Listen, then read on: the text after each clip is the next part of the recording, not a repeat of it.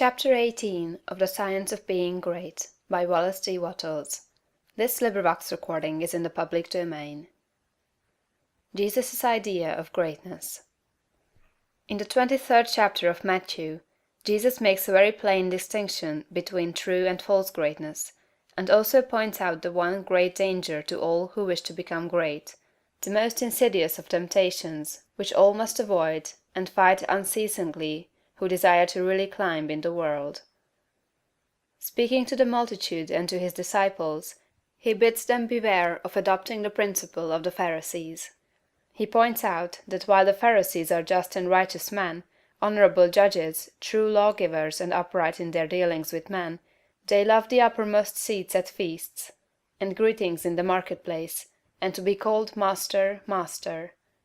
And in comparison with this principle, he says, "He that will be great among you, let him serve." The average person's idea of a great man, rather than of one who serves, is of one who succeeds in getting himself served. He gets himself in a position to command men, to exercise power over them, making them obey his will. The exercise of dominion over other people, to most persons, is a great thing. Nothing seems to be sweeter to the selfish soul than this. You will always find every selfish and undeveloped person trying to domineer over others, to exercise control over other men. Savage men were no sooner placed upon the earth than they began to enslave one another. For ages the struggle in war, diplomacy, politics, and government has been aimed at the securing of control over other men. Kings and princes have drenched the soil of the earth in blood and tears in the effort to extend their dominions and their power to rule more people. The struggle of the business world today is the same as the one on the battlefields of Europe a century ago, so far as the ruling principle is concerned. Robert O. Ingersoll could not understand why men like Rockefeller and Carnegie seek for more money and make themselves slaves to the business struggle when they already have more than they can possibly use. He thought it a kind of madness and illustrated it as follows. Suppose a man had 50,000 pairs of pants, 75,000 vests, 100,000 coats, and 150,000 neckties. What would you think of him if he arose in the morning before light and worked until it was dark every day, rain or shine, in all kinds of weather, merely to get another necktie? But it is not a good simile. The possession of neckties gives a man no power over other men, while the possession of dollars does. Rockefeller, Carnegie, and other kind are not after dollars but power. It is the principle of the Pharisee. It is the struggle for the high place. It develops able men, cunning men, resourceful men, but not great men. I want you to contrast these two ideas of greatness sharply in your mind. He that will be great among you, let him serve.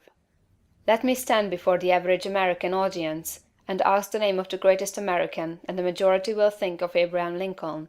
And is this not because in Lincoln, above all the other men who has served us in public life, we recognize the spirit of service? Not servility, but service. Lincoln was a great man because he knew how to be a great servant. Napoleon, able, cold, selfish, seeking the high places, was a brilliant man. Lincoln was great, Napoleon was not. The very moment you begin to advance and are recognized as one who is doing things in a great way, you will find yourself in danger. The temptation to patronize, advise, or take upon yourself the direction of other people's affairs is sometimes almost irresistible.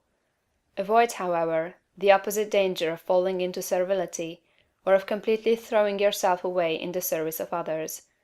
To do this has been the ideal of a great many people. The completely self-sacrificing life has been thought to be the Christ-like life, because, as I think, of a complete misconception of the character and teachings of Jesus. I have explained this misconception in a little book that I hope you may all sometime read, A New Christ. Thousands of people imitating Jesus, as they suppose, have belittled themselves and given up all else to go about doing good, practicing an altruism that is really as morbid and as far from great as the rankest selfishness. The finer instincts, which respond to the cry of trouble or distress, are not by any means all of you. They are not necessarily the best part of you. There are other things you must do besides helping the unfortunate, although it is true that a large part of the life and activities of every great person must be given to helping other people. As you begin to advance, they will come to you. Do not turn them away, but do not make the fatal error of supposing that a life of complete self-abnegation is the way of greatness. To make another point here, let me refer to the fact that Swedenborg's classification of fundamental motives is exactly the same as that of Jesus. He divides all men into two groups: those who live in pure love, and those who live in what he calls the love of ruling for the love of self. It will be seen that this is exactly the same as the lust for place and power of the Pharisees. Swedenborg saw this selfish love of power as the cause of all sin. It was the only evil desire of the human heart, from which all other evil desires sprang. Over against this he places pure love. He does not say love of God or love of man, but merely love. Nearly all religionists make more of love and service to God than they do of love and service to man. But it is a fact that love to God is not sufficient to save a man from the lust for power, for some of the most ardent lovers of the Deity have been the worst of tyrants. Lovers of God are often tyrants, and lovers of man are often meddlesome and officious. Chapter 18.